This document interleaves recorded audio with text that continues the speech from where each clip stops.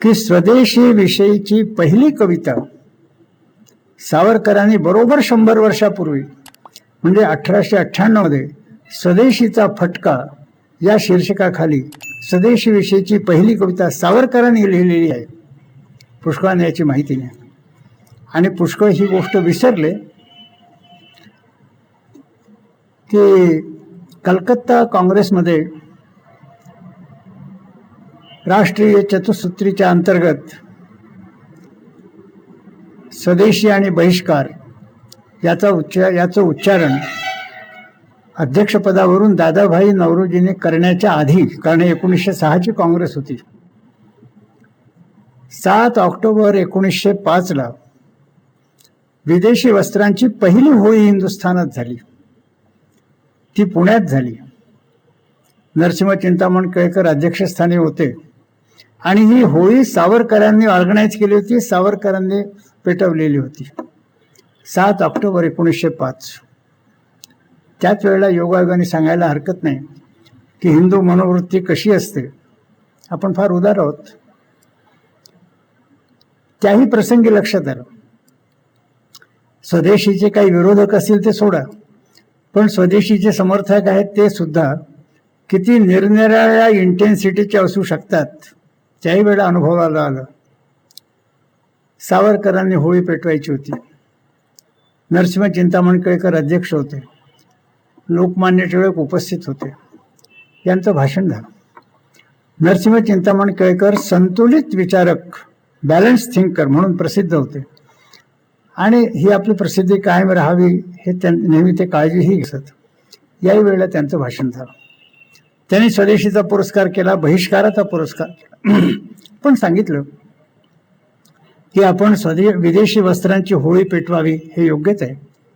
पण थोडा त्यामध्ये मला असा विचार सुचतो, असं वाटतं की आता नवीन विदेशी वस्त्र घ्यायचे नाहीत असा आपण प्रण करूया, आणि परंतु जे आधीच आपण विदेशी वस्त्र खरेदी केलेले आहेत, त्याच्याकरता पैसे खर्च केलेले आहेत, ते वस्त्र घरात आणून ठेवले आहेत, आपला पैसा खर्च झाला आहे, तर त्या वस्त्रांची मात्र होळी करणं म्हणजे आपल्याला आर्थिक नुकसान होईल, ते करायची आवश्यकता नाही असं मला वाटतं, असं नरसिंह चिंतामण केळकर म्हणाले. सभेमध्ये रसभंग होण्याची वेळ आली. लोकमान्य केवळ आर्थिक लाभहानीचा प्रश्न नाही. स्वदेशी ही एक भावना आहे, हे एक स्पिरिट आहे आणि कोणत्याही प्रकारची समझोत्याची जर भूमिका आपण घेतली हे स्पिरिट कमी होतं. म्हणून नुकसान झालं तरी हरकत नाही, पण आधी पैसे खर्च करून आणले विदेशी वस्त्र त्यांची सुद्धा होळी पेटवणं आवश्यक आहे असं टिळकाने म्हटलं. पहिली होळी पेटवण्यात आली त्यावेळी ही जी चर्चा झाली ही हिंदू मनोवृत्तीची परिचायक आहे की हिंदू मनुष्य सर्व गोष्टीकडे किती उदार मनाने पाहतो. आमच्या गावामध्ये एक गुंडा होता. आमचं लहान गाव आहे आरवी.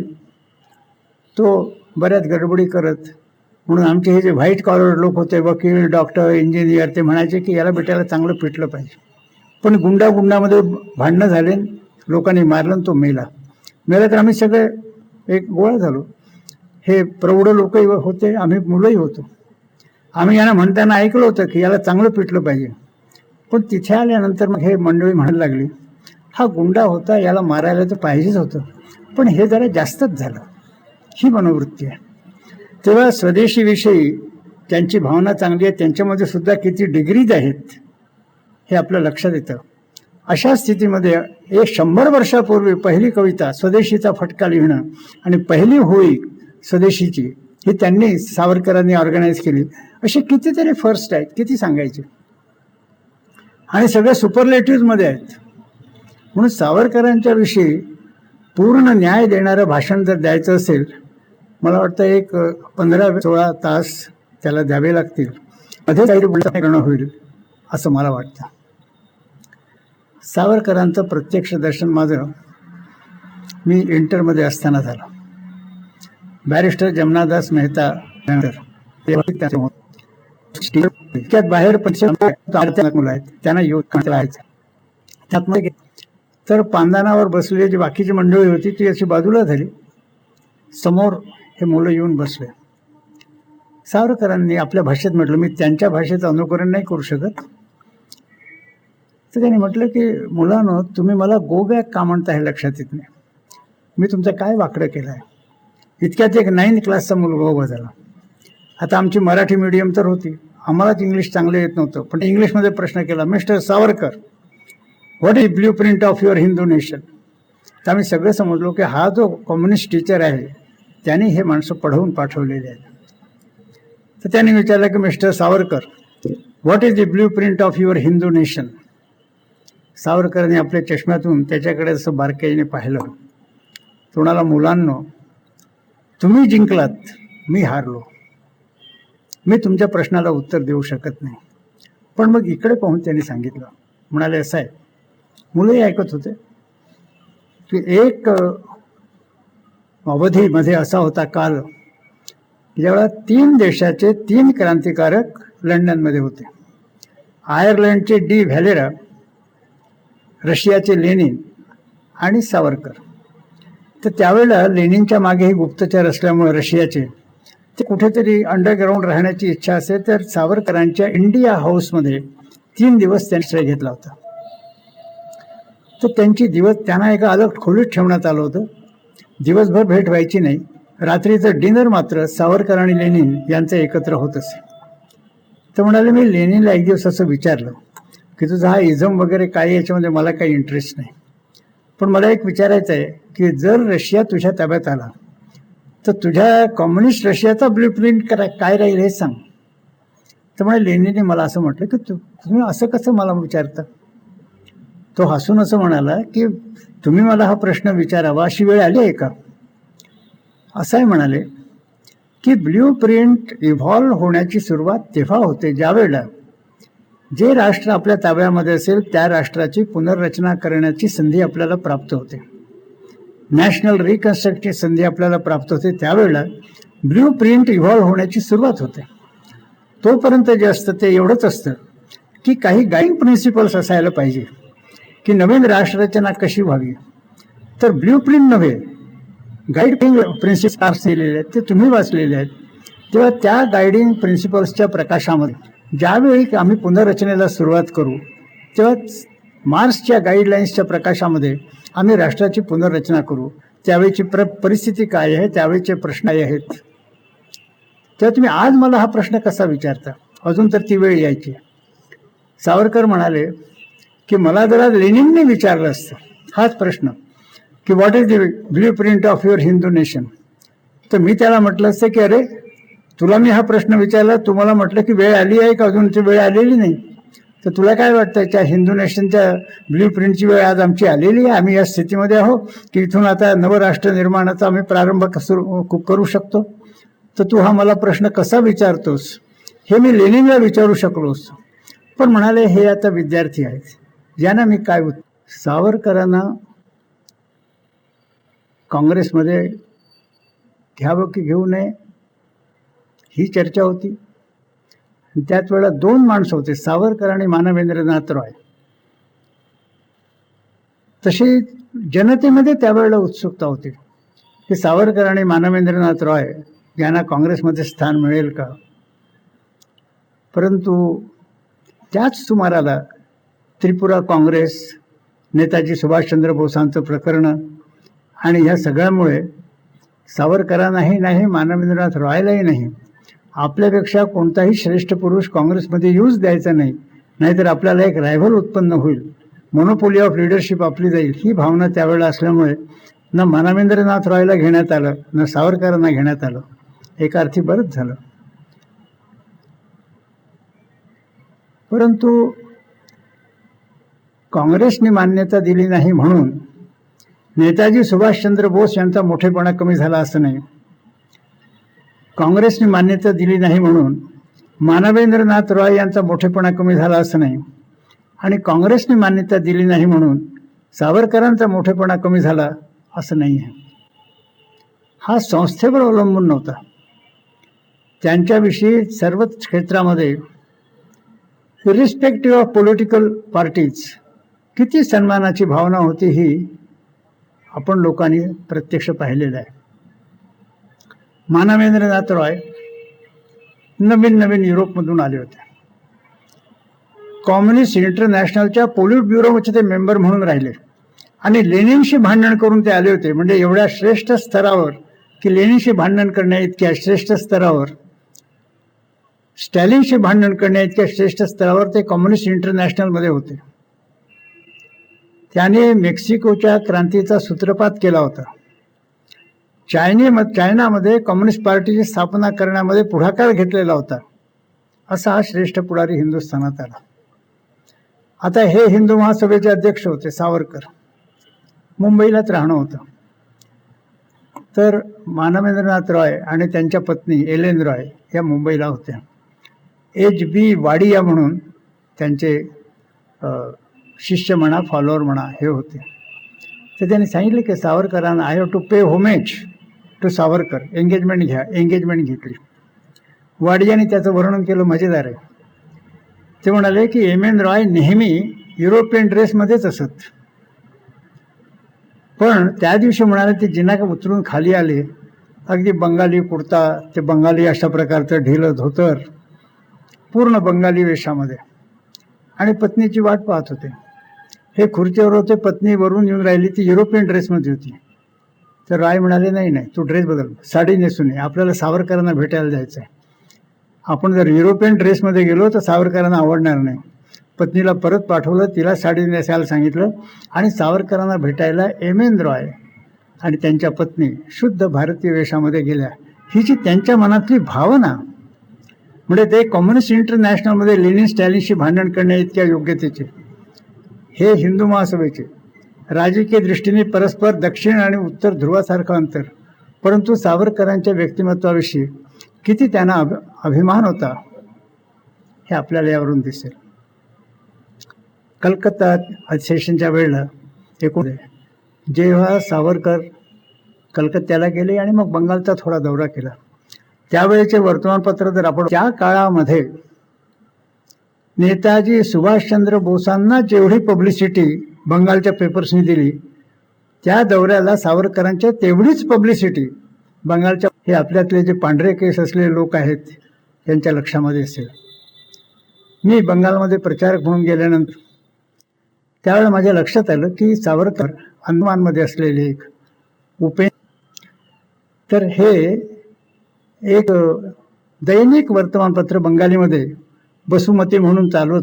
त्याने मी गेलो त्याच्या आधी त्याने एक लेखमाला सावरकरांच्या विषयी लिहिली होती की सावरकरांनी क्रांतिकार्य काय केलं, अंदमानमध्ये असताना काय केलं, अंदमानमधल्या आम्हा सगळ्या लोकांना सावरकर कसं मार्गदर्शन करत होते, हे बसुमतीमध्ये लेखमाला येऊन गेली होती. आणि त्यामुळे बंगाली क्रांतिकारकांच्या मनामध्ये त्यांच्याविषयी किती आदराची भावना होती हे लक्षात. आता एक आहे की आपल्या देशामध्ये एक मानसिकता निर्माण झाली आहे की एकदम कुणाही विषयी एक तर त्याचं दैवतीकरण करायचं, डीइफिकेशन, नाहीतर त्याचं हैवानीकरण करायचं, डेव्हिल त्याला असं म्हणायचं. तर एक तर डीइफिकेशन किंवा डेव्हिलिएशन, मध्य मार्ग आपल्या इथे नाही आहे. एक मनुष्य त्याच्या काही गोष्टी चांगल्या असल्या आम्ही म्हणून याच्यासारखा मनुष्य झालाच नाही आणि पुढे होणार नाही. एक मनुष्य याच्यासारखा हैवान झालाच नाही, पुढे होणार नाही एकदम. परंतु योग्य मूल्यांकन करण्याची पद्धती आपल्या देशामध्ये नाही आणि त्यामुळे कोणत्याही पुढाऱ्याचं योग्य मूल्यांकन होत नाही. इमेज बिल्डिंग प्रोसेस आहे. जो पुढारी आपल्याला आवडेल बस त्यासारखा पूर्वी झाला नाही आणि पुढे होणार नाही. आणि त्या प्रोसेसमध्ये सावरकर मागे पडले. पुष्कळांना असं वाटतं, सावरकरांच्या भक्तांना आमोका नाही असं वाटतं किंवा फार वाईट झालं. समकालीन परिस्थितीच्या दृष्टीने सावरकरांवर अन्याय झाला. मला असं वाटतं हा चिंतेचा किंवा समकालीन प्रसिद्धी ही फार फसवी गोष्ट आहे. 20 वर्षापूर्वी इंडिया टुडेमध्ये एक लेख आला होता, वेअर आर दे नाऊ, हे त्या लेखाचं शीर्षक होतं, वेअर आर दे नाऊ. आणि त्याच्यामध्ये त्याच्यापूर्वी 10-15 वर्ष ज्या पुढाऱ्यांचे नावं सारखे वर्तमानपत्रामध्ये झळकत होते आणि नंतर मग त्यांचे वर्तमान फोटो आणि बातम्या वर्तमानपत्रात येईन अशा झाल्या, लुप्त झाल्या, अशा पुढाऱ्या. तर समकालीन प्रसिद्धी हा श्रेष्ठत्वाचा निकष राहू शकत नाही. ज्यांना समकालीन प्रसिद्धी नव्हती पण ज्यांचे नावं श्रेष्ठ झालेले आहेत असे कितीतरी लोक आहेत. आपल्या इकडे इमेज बिल्डिंग मध्ये म्हणतात करिश्मा. पीटर ड्रकरने एक पुस्तक लिहिलं आहे, त्याच्या चॅप्टरचं हेडलाईनच आहे बिवेअर ऑफ करिश्मा. त्यांनी म्हटलं आहे की इमेज बिल्डिंग करणं, करिश्मा ही देशाच्या दृष्टीने घातक गोष्ट असते. म्हणून त्यांनी उदाहरणं दिले की ज्याने ज्याने आपला करिश्मा बिल्डअप केला, इमेज बिल्डअप करण्यात आली, फार श्रेष्ठ झाले, देशातले सर्वश्रेष्ठ मानले गेले, पण त्यांचा समाज कमजोर झाला, त्यांचा देश कमजोर झाला आणि धक्का लागल्यानंतर त्या देशाला कोणी सावरू शकलं नाही. मुसोलिनी, हिटलर आणि स्टॅलिन हे 3 लोक, पण खरे कर्तृत्ववान. 2 उदाहरणं त्यांनी दिले की दुसऱ्या महायुद्धानंतर जर्मनी तर उद्ध्वस्त झाला होता आणि कोणत्याही पॉलिटिशियनवर लोकांचा विश्वास नव्हता. अशा वेळी जर्मनीचा कारभार कोणाच्या हाती देण्यात आला? ॲडनॉवर नावाच्या आर्मी ऑफिसरच्या हाती देण्यात आला. ॲडनॉवर कधीही पॉलिटिक्समध्ये नव्हता, पब्लिक लीडर म्हणून त्याची इमेज नव्हती, पण आर्मी ऑफिसर त्याने त्याची ऑनेस्टी, त्याची इंटिग्रिटी हे सगळ्यांना माहिती होती. त्याच्या हाती देशाचा कारभार दिला आणि काही करिश्मा नसताना आणि राजकारणाचा अनुभव नसताना प्रामाणिकपणाने काम केलं. हे एक उदाहरण दिलं. आणि दुसरं उदाहरण दिलं ते तर म्हणाले की मायनस रुझवेल्टने हॅरी, की त्यालाही खात्री होती की हॅरी ट्रुमन नालायक आहे. साधारणतः प्रेसिडेंट नालायक माणसालाच व्हाईस प्रेसिडेंट म्हणून घेतो. हेतू हा की आपल्याला रायव्हल निर्माण होऊ नये.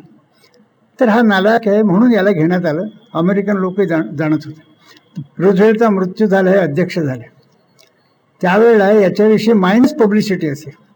आपल्या इकडे म्हण होती ना, जे टू अर इज ह्युमन, अमेरिकेमध्ये लोक म्हणायचे टू अर इज ट्रुमन. इतकी मायनस त्याची प्रतिमा होती. पण एकदा कारभार हाती घेतल्यानंतर पूर्ण अभ्यास करून, रात्रंदिवस जागरण करून, खूप मेहनत करून, महायुद्धानंतर घडी बसवण्याकरता ज्या ज्या गोष्टी करणं आवश्यक होत्या त्या सगळ्या ट्रुमनने केल्या. सगळ्यांना आश्चर्य वाटलं आणि नॅशनल रिकन्स्ट्रक्शनचं प्रोसेस यांनी केलेलं आहे असं खुल्या दिलाने, विदाऊट रिझर्वेशन सगळ्यांना मान्य करावं लागलं. ए मॅन विथ मायनस करिश्मा. असे 2 उदाहरणं पीटर ड्रकरने दिले आणि सांगितलं की करिश्मा हे माणसाला मोठं करतं, समाजाला खाली आणतं. तेव्हा बिवेअर ऑफ करिश्मा हे त्यांच्या चॅप्टरचं हेडलाईन आहे. तेव्हा आज काही लोकांचा करिश्मा दिसतो म्हणून एकदम समजणारे यांचा केवढा करिश्मा आहे, केवढं नाव आहे, केवढी पब्लिसिटी आहे, सावरकरांना कोणी विचारत नाही असं म्हणण्याचं कारण नाही. ग्रेटनेस काय आहे? अनेक त्याच्या परिभाषा आहेत. सर्वमान्य परिभाषा एक आहे की समकालीन परिस्थिती हे ग्रेटनेसचं परिचायक नाही आहे. दी length of one shadow on future. कोणत्या माणसाची छाया भविष्य काळावर कितपत दूरवर पडते हे त्याचं परिचायक आहे. आणि ह्या दृष्टीने हे लक्षात येईल की सावरकर असोत, हेडगेवार असोत, ही सगळी मंडळी आज प्रतिमा नाही, कुठे पब्लिसिटी नाही, परंतु भविष्य काळावर यांचीच छाया राहणार आहे. आज जे समकालीन प्रसिद्धीमध्ये यांच्यापैकी सगळे लुप्त आजही होत आहेत, पुढेही होणार आहेत. त्यामुळे ही काळजी घेण्याचं कारण नाही.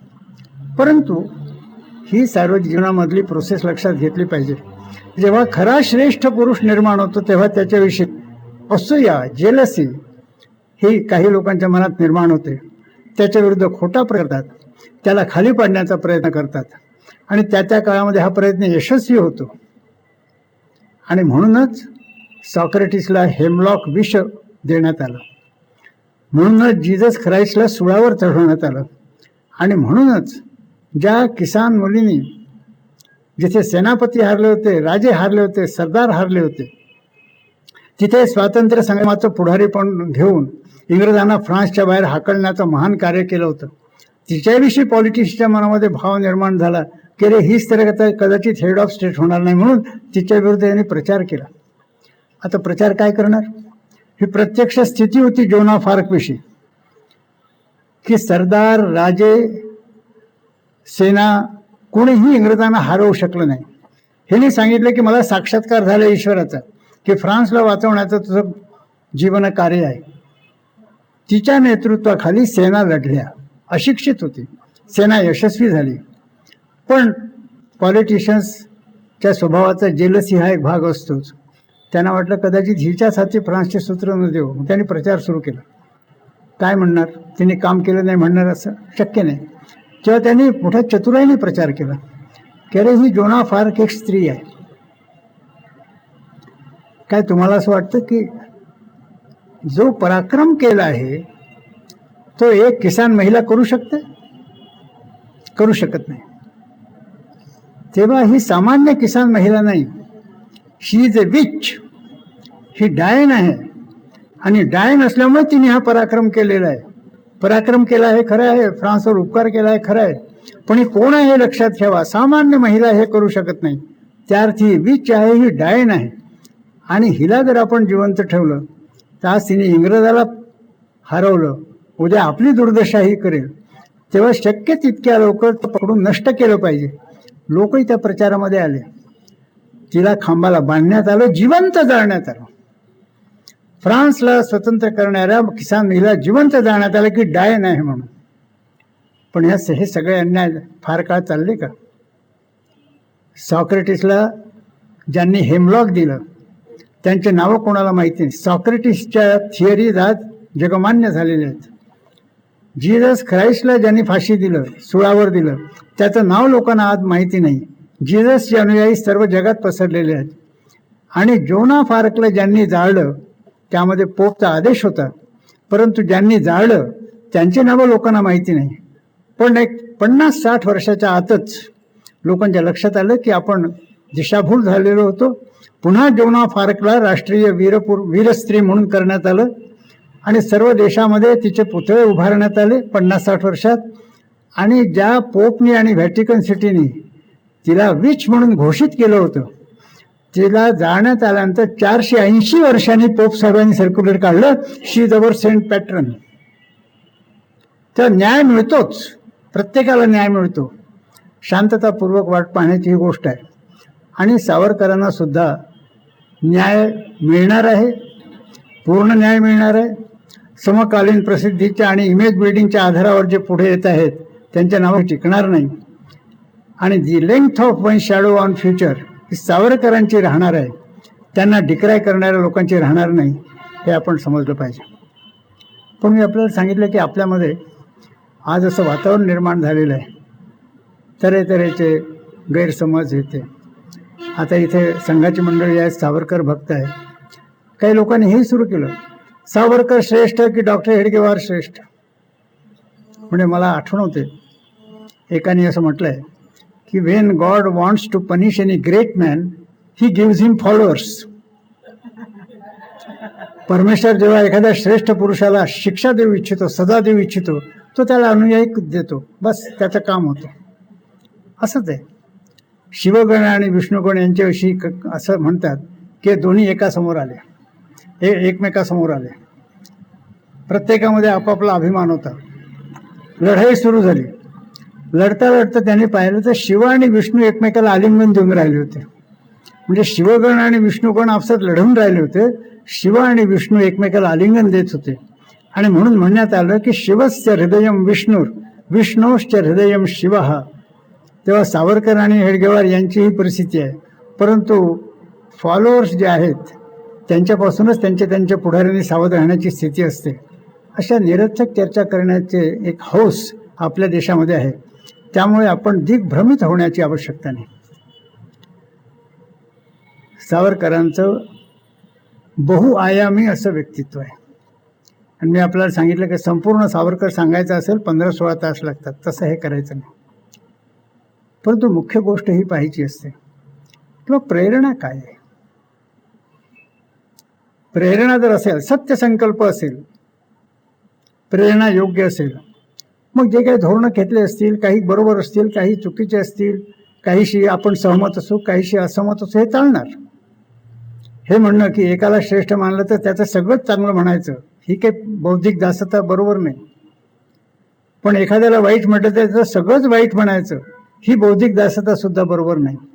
तेव्हा मुख्य प्रश्न असा असतो की काही बरोबर वाटत असेल आपल्याला, काही चुकीचं वाटत असेल, काही मतभेद असतील, पण प्रेरणा या व्यक्तीची काय आहे. जसं काही लोकांची स्पष्ट प्रेरणा असते, मग तो जवाहरलाल नेहरू असो किंवा नेपोलियन असो, स्पष्ट प्रेरणा असते की मी सर्वश्रेष्ठ आहे असं इतिहासामध्ये रेकॉर्ड व्हावं. म्हणून नेपोलियन नेहमी म्हणायचे की I am a man of destiny, माझं नाव इतिहासात लिहिलं जाणार आहे. आणि मग ते म्हणायचे की या जगामध्ये श्रेष्ठत्व कशावर अवलंबून आहे, पोझिशनवर अवलंबून आहे. नेपोलियन म्हणायचे. जवाहरलालांचाही हाच विचार होता. तर त्यांचं वाक्य आहे, ते म्हणतात मेन आर लाईक फिगर्स, माणसं हे आकड्यासारखे आहेत. They are valued according to the position they occupy. जीवनामध्ये, सार्वजनिक जीवनात त्यांची पोझिशन काय आहे याच्यावरून त्यांची योग्यता, त्याचं मूल्यांकन होतं. आणि त्यांनी उदाहरण दिलं होतं 1111. 1111 मध्ये सगळे एकच आहेत, इंट्रिन्सिक व्हॅल्यू सगळ्याची एक आहे, पण पोझिशनमुळे एकाची किंमत एक, एकाची 10, एकाची 100, एकाची 1000. हे एक थिंकिंग होतं. आपल्या इथे निराळं थिंकिंग होतं की प्रासाद शिखर स्थोपी काको न गरुडा येते. गरुड जमिनीवर उभा आहे आणि कावळा हा राजप्रासादाच्या शिखरावर अवलंबून आहे, मोठ्या पोझिशनवर आहे. त्यामुळे कावळा गरुडापेक्षा श्रेष्ठ आहे असं मानता येत नाही, असं आपल्या लोकांनी म्हटलं होतं. तेव्हा हा जो श्रेष्ठपणा आहे, हा श्रेष्ठपणा पोझिशनवर अवलंबून नाही, पब्लिसिटीवर अवलंबून नाही, तर मुळामध्ये प्रेरणा कोणत्या आहेत हे पाहिलं पाहिजे. आणि ह्या दृष्टीने माझी आपल्या सगळ्यांना प्रार्थना अशी आहे की सावरकरांच्या जीवनाचा आपण विचार करावा. कोणत्या प्रेरणा होत्या, उत्तुंग होतं, युनिक पर्सनॅलिटी होती, हे सगळं आहे, पण या सगळ्याला प्रेरणा काय होती. तर आपल्याला त्यांच्या प्रेरणा काय होत्या त्यांच्या साहित्यातूनच लक्षात येतात. त्याची दखल आपण घेतली पाहिजे. त्या त्या प्रसंगाचं कॉन्टेक्स्ट काय हे न सांगता, कारण त्याला फार वेळ लागेल, परंतु त्यांनी काय म्हटलं आहे एवढं मी उद्धृत करू इच्छितो. बहिणीला लिहिलेल्या पत्रात ते म्हणतात, जया ते तुवा प्रतिपाळीले. येसू बहिणी म्हणजे बाबाराव सावरकरांच्या पत्नी. जया ते तुवा प्रतिपाळीले, मातेचे स्मरण होऊ न दिले, श्रीमती वहिनी वत्सले, पुत्र तुझा तो तुझनमी. असं म्हणून मग पुढे म्हणतात, अनंत फुले फुलती, फुलोनिया सुकोनी जाती, कोण तयांची गणती महती ठेविली असे, की जे गजेंद्र शुंडेने उपटिले, श्रीहरीसाठी मेले, कमल पुष्पते अमर ठेले, मोक्षदायी पावन, मुमुक्षु स्थितरुण आरवे ती याची, इंदिवर श्यामा श्रीरामा, स्वोद्यानी तिने यावे, आपुल्या पुष्पासी खुडावे, खुडोनिया अर्पण करावे, श्रीरामचरणी, ऐशी अनंत फुले खुडावी, श्रीरामचरणी अर्पण व्हावी, या नश्वर नरदेहाची. आपुला वंश सुनिश्चय ईश्वरी अंश, श्रीरामसेवा पुण्यलेश, आपुल्या भाग्यला धरा. आणि पत्राच्या शेवटी म्हणतात, महत् कार्याचे कंकण धरिले, आता महत्तमत्व पाहिजे बाणले, ऐसे वर्तन पाहिजे ठेविले, की जे पसंत पडले संतांना, पूर्वज अनंत ऋषीश्वर, अजात वंशजांचे संभार, साधू साधू गर्जतील, ऐसे वर्तने या काला. दुसऱ्या एका मध्ये म्हणतात की आधी म्हणतात किंवा मला ते सगळे दिवस आठवतात, आपल्या गच्चीवर आपण सगळे काही तरुण मुलं मुली एकत्र होत होतो. तू स्वयंपाक करायचीस आणि स्वयंपाक अथवा निजेकडे प्रेम आहे तुझ्या अधिक तो सुरसाळ व्हावा, आणि मग आपल्या गप्पा गोष्टी चालत असतात. तर त्या गप्पा गोष्ट होतात का, तर ते म्हटलं आहे की त्यावेळेला ज्या काही आपल्या गप्पा झाल्या त्याच्यामध्ये बाजी प्रभू ठरू म्हणे युवसंघ सर्व, आम्ही चितोड युवती युवती सगर्व, अशा गप्पा होत असतात. आणि मग म्हटलंय की घेतले व्रतन हे आम्ही अंधतेने, लब्ध प्रकाश इतिहास निसर्ग माने, जे दिव्य दाहक म्हणून असावयाचे, बुद्ध्याची वाण धरिले करी हे सतीचे. आणि नंतर हे मातृभूमी तुझला मनवाही येले, वक्तृत्व वाग विहोले, तू ते समर्पिली नवी कविता रसाळ, लेखा प्रति विषय तूची अनन्य झाला. तच थंडिली ढकलिले प्रियमित्र संघ, केले स्वये दहन यौवन देह भोग. त्वच थंडिली ढकलिली गृहभित्त मत्ता, दावा नलात वहिनी नवपुत्र कांता. त्वच थंडिली अतुल धैर्य वरिष्ठ बंधू, परमकारुण पुण्य सिंधू. त्वच थंडिलावरी बळी प्रिय बाळ झाला, त्वच थंडिली बघता मम देह ठेला. हे काय बंधू असतो जरी सात आम्ही, त्वच थंडिलीच दिधले असते बळी मी. संतान या भरतभूमी सती सकोटी, जे मातृभूमी रत सज्जन धन्य होती. हे आमुचे कुळही त्यामध्ये ईश्वरांश, निर्वंश होऊन ठरेला खंडवंश. मृत्यूशय्येवर असताना राजयक्ष्मा झालेला, अंदमानामध्ये मृत्यूशय्येवर मृत्यू येणारे दिसत होता. तेव्हा मृत्यूला उद्देशून जेव्हा म्हटलंय, ये मृत्यू ये तू ये यावया प्रती, निघालाची असशील तरी ये तरी सुखे. कोणे जुनी जावया भिवोत ही फुले, द्राक्षे ही रसरशीत सुकुनी जावया. यावे ते का म्हणून तुझसी परी मी, माझ्या पेल्यात किती पीत राहिलो. तरी न संपतीच अशा असते राहिल्या, अश्रूंच्या मदिराची मात्र राहिल्या. नैवेद्या त्या असशी जरी तू भुकेला, ये मृत्यू ये तू ये. आणि या ठिकाणी त्यांच्या मनामध्ये झालेलं आंदोलन त्यांच्या कवितेमध्ये येतं की ते म्हणतात, मी सगळं पाहिलंय, सुखाचे दिवस पाहिले, दुःखाचे दिवस पाहिले, जीवनाचे सगळे ॲस्पेक्ट्स मी पाहिलेले आहेत, म्हणून माझी आता मरण. तरी पण मग ते म्हणतात की येणे जरी आवश्यकची असे तरी, तुला जर आवश्यक वाटत असलं तरच ये. कारण काय, पाहिले की सुरेख विपल परीते, प्रीती विपल विरह चिरंतन. विश्वनाथराव टिळकरांनी ते इंग्लिश भाषांतर फार छान केलं आहे. त्यांनी भाषांतर केलेलं आहे की transitory are those moments of love and eternal the pangs of separation.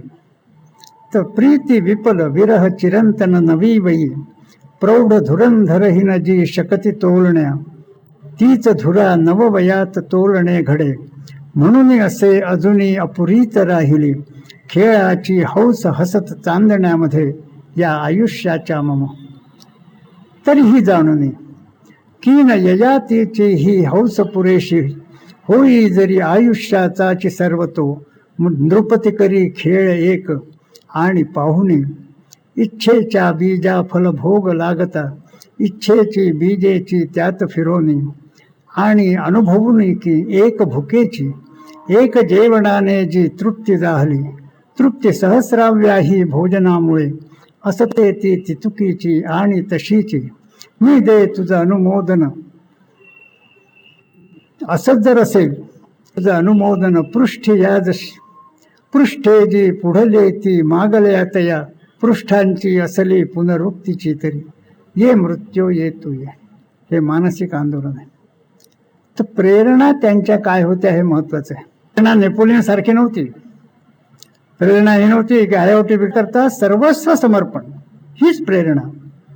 आणि ही प्रेरणा घेऊन काम करणाऱ्या व्यक्तीने जे आणि ज्या ज्या क्षेत्रात काम केलं असेल त्याचं मूल्यांकन त्या पद्धतीने व्हायला पाहिजे. पुष्कळांना असं वाटतंय की बाबा त्यांना न्याय मिळेल की नाही. मला असं आपल्याला आश्वासन देऊन सांगायचं आहे की न्याय मिळण्यासारखी परिस्थिती येते. काय येते असं आहे, आपल्या इथे जे काही साहित्य निर्माण होतं त्याच्यावर पाश्चिमात्यांचा प्रभाव असतो. तिथे ज्या स्टाईल्स आहेत त्या स्टाईल्स आपल्या इकडे असतात. आता आपण हे म्हणतो ना की बा पूर्वी तर पुढारी सगळे चांगले होते, श्रेष्ठ होते, आता हे सगळे पाजी हरामखोर लोक पुढारी झालेले आहेत असं आपण म्हणतो. पण याचं आपण विश्लेषण केलं नाही. स्टीफन कोव्हे या एका विचारकांनी इंग्लिश साहित्यातल्या 200 वर्षाचं यश साहित्याचं अध्ययन केलं आहे. 200 वर्षाचं म्हणाले यश साहित्य आहे. त्यांनी असं म्हटलं आहे की या यश साहित्य फर्स्ट वर्ल्ड वॉर एंड पर्यंतच आहे, पुढे मग दुसरं आहे. असं नाही म्हणाले की इकडचं काही तिकडे सापडणार नाही तिकडचं, पण ब्रॉडली हे दोन कालखंड पडतात. पहिल्या कालखंडाला त्याने म्हटलंय कॅरेक्टर एथिक. कॅरेक्टर एथिक म्हणजे की श्रेष्ठ होण्याकरता काय काय करावं. बेंजामिन फ्रँकलिनचं उदाहरण दिलं. सर्व आत्मचरित्रामध्ये जगताच्या बेंजामिन फ्रँकलिनचं आत्मचरित्र स्टँडर्ड मानण्यात येतं. कारण असं की त्यांनी आत्मचरित्र लिहिलंच नाही. आत्मविकासाचे दररोज डायरी लिहित असत. त्यांच्या मृत्यूनंतर डायरी जशीच्या तशी पब्लिश झाली. तर मोस्ट ऑथेंटिक डॉक्युमेंट हा त्यांचा मानण्यात येतो. पण एकूणही जे जे काही यश साहित्य असे ते श्रेष्ठ कसं व्हावं याविषयी असे. How to become great. खरी श्रेष्ठता कशी प्राप्त करावी हे असे. त्याला त्यांनी म्हटलंय कॅरेक्टर एथिक. दुसऱ्या कालखंडामधलं आहे त्याने म्हटलंय पर्सनॅलिटी एथिक. आणि त्याचं हे दिलंय की या दुसऱ्या कालखंडामध्ये पर्सनॅलिटी एथिकमध्ये जे यश साहित्य आहे त्यामध्ये हाऊ टू बिकम ग्रेट हा विषयच नाही. आपण ते पुस्तक पाहिलं असेल डेल कार्नेगीचं, how to win friends and influence people. लोकांवर प्रभाव टाकणं ट्रिक्स करायला पाहिजे, काय युक्त्या प्रयुक्त्या करायला पाहिजे. तसं इमेज बिल्डिंग. पण यांनी असं म्हटलंय की पहिल्या कालखंडामध्ये हाऊ टू बिकम ग्रेट हा विषय होता. दुसऱ्या कालखंडात आता चाललेला आहे इमेज बिल्डिंगचा विषय, हाऊ टू अपियर ग्रेट, कसं मोठं असं आपण स्वतःला दाखवावं. पण त्यांनी सांगितलं की सगळ्यांचा अनुभव आहे की हे जे इमेज बिल्डिंग होतं त्यामध्ये बिल्ड झालेली इमेज फार काळ टिकत नाही. हे सेकंडरी टाईप ऑफ ग्रेटनेस आहे, हा फार काळ टिकायचा नाही. हाऊ टू बिकम ग्रेटमधून जो ग्रेटनेस निर्माण होतो हाच टिकाऊ राहतो असं त्यांनी म्हटलं. परंतु त्यांनी हे म्हटलंय की गेल्या 60 वर्षामध्ये हाऊ टू बिकम ग्रेट याच्याऐवजी how to appear great image बिल्डिंगवालं साहित्य निर्माण होत आहे. त्या पद्धतीने तिथे येतं. तर ते वाचल्यानंतर मला असं वाटलं की म्हटलं आपल्या इथे हे चाललेलं आहे. तिथूनच जो प्रवाह आला तो आपल्या इथे आलेला आहे. तिथे जोपर्यंत की आपण इतक्या श्रेष्ठ लोकांविषयी वाचलो.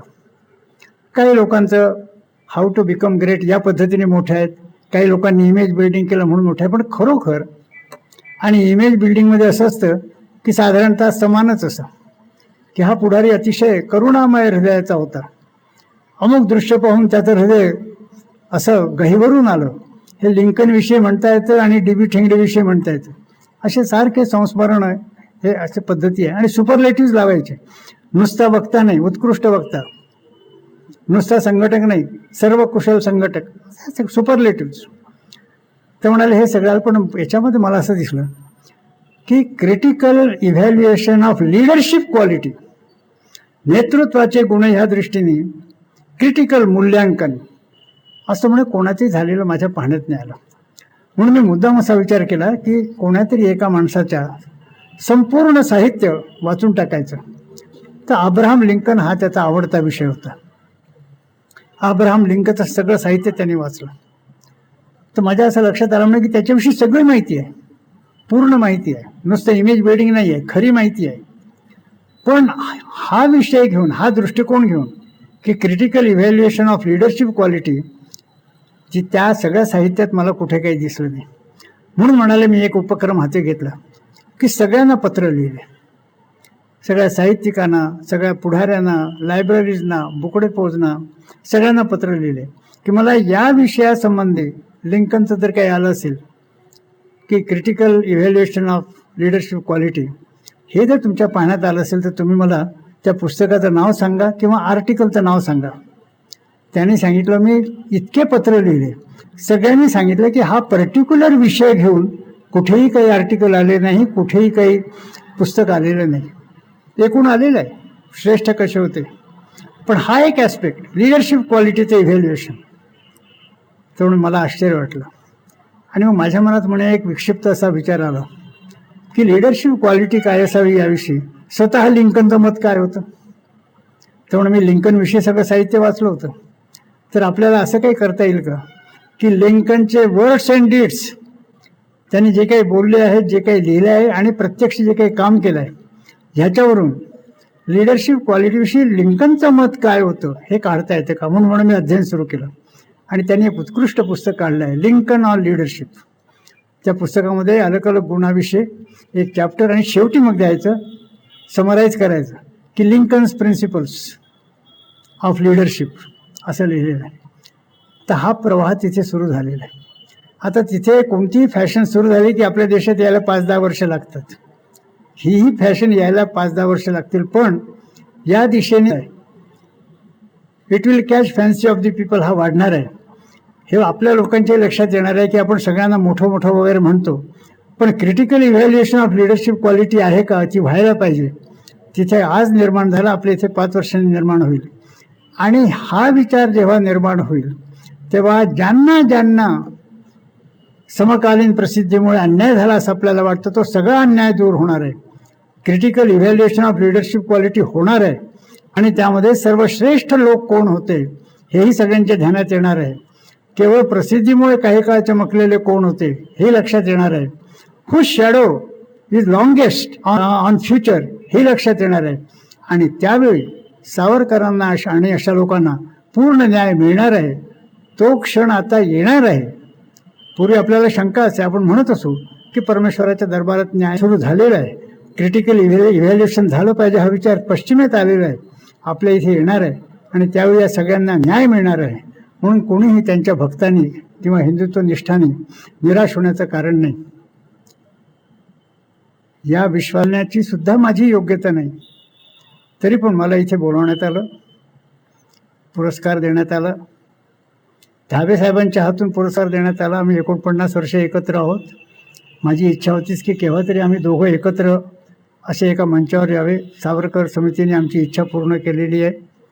तेव्हा त्यांनाही पुन्हा विनम्र प्रणाम करून आणि आपण सगळ्या लोकांनी भाषण ऐकलं. तुम्ही म्हणाल कशाला याच्याकरता आमचे आभार कशाला मानायचे, ही साधी गोष्ट नाही. इतक्या वेळ बसून राहणं साधी गोष्ट नाही आहे. मला असं आठवतं की मी कॉलेजमध्ये असताना आम्हाला ते पुस्तक फार पॉप्युलर होतं, how to win friends and influence people. Dale कार्नेजीचं होतं. फार पॉप्युलर होतं. आजही मिळतं, पण त्यावेळेला पॉप्युलर फार होतं. आमचे एक इंग्रजीचे प्रोफेसर होते. त्यांना दिसलं की हे पुस्तक पॉप्युलर आहे. त्यांच्या मनामध्ये एक असूया निर्माण झाली की कोण डेल कार्नेजी, हाच लिहू शकतो का, मी लिहू शकतो, मी काही कमी आहे का. म्हणून त्यांनी उलटं शीर्षक देऊन पुस्तक लिहायला सुरुवात केली, how to create enemies and antagonize people. शत्रू कसे निर्माण करायचे आणि आपल्याविषयीची अप्रिती जनतेमध्ये कशी पसरवायची. त्यांनी 2 चॅप्टर लिहिले. त्यानंतर हार्ट फेलने त्यांचा मृत्यू झाला. त्यामुळे ते पुस्तक पूर्ण नाही झालं. पण आम्ही त्यांचे विद्यार्थी असल्यामुळे त्यांच्या घरी जात असू. आम्ही ते पहिले 2 चॅप्टर वाचले. तर त्याच्या की हाऊ टू क्रिएट एनिमीज, शत्रू निर्माण करण्याचे मार्ग, त्यांनी सगळ्यात प्रभावी मार्ग हा सांगितला होता की सकाळी ब्रेकफास्टची वेळ असेल त्यावेळेला, दुपारी लंचची वेळ झाली असेल त्यावेळेला, आफ्टरनून टीची वेळ झाली असेल त्यावेळेला, रात्री डिनरची वेळ झाली असेल त्यावेळेला हा शत्रू निर्माण करण्याचा सगळ्यात प्रभावी मार्ग आहे असं त्याच्यामध्ये लिहिलेलं होतं. मी घड्याळाकडे पाहतोय आणि म्हणून मी मानतोय की आपण बसून काही लोक मर्यादेमुळे बसून राहिले, पण हे सोपं काम नाही. इंडियन एक्सप्रेसमध्ये आपण पाहिलं असेल 5 महिन्यापूर्वी एक कार्टून आलं होतं. त्या कार्टूनमध्ये असं दाखवलं होतं की असा मंच दाखवला होता आणि 4 माणसं बसलेले आणि त्यांच्यासमोर त्या पाट्या असतात ना, तर president, secretary, speaker, vice president असे 4 पाट्या होत्या. आणि खाली होतं की तो स्पीकर अध्यक्षाला म्हणतो आहे की साहेब मी माझं भाषण किती वेळ द्यायचं आहे. तर अध्यक्ष म्हणतो आहे की तुम्हाला जितकं बोलायचं असेल तितकं तुम्ही बोला, तुमच्यावर काही वेळेचं बंधन नाही, आमच्यावरही काही बंधन नाही. आम्हाला जेव्हा उठून जायचं असेल तेव्हा आम्ही उठून जाऊ, दोघांवरही बंधन नाही. ते हे असल्यामुळं इतका वेळ तुम्ही शांतपणाने बसून राहिले याबद्दल आपले पुन्हा मनपूर्वक आभार मानून मी माझं भाषण पूर्ण करतो.